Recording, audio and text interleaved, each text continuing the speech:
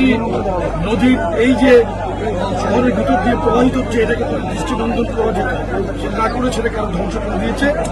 আমরা নরসিংদী নদীর এই অংশে, যেটা ব্রিজ সংলগ্ন অংশে আমরা যে সম্পূর্ণভাবে পানি প্রবাহ বন্ধ, এটাকে আমরা জাস্ট উন্মুক্ত করে দেওয়ার একটি পরিকল্পনা নিয়েছি।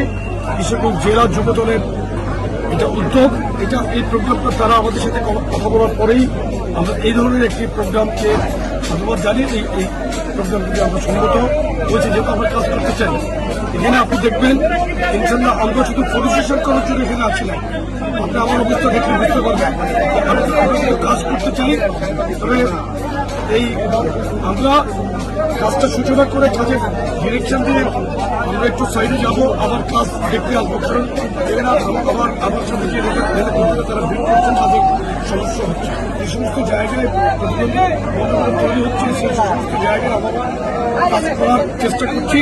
আমাদের সামর্থ্য সর্বোচ্চ দিয়ে আমরা একটা সংগঠন, আমাদের এই সংগঠনের পক্ষে যতটুকু করা সম্ভব আমরা সেটা করার চেষ্টা করছি, মানুষের পাশে থাকার চেষ্টা করছি।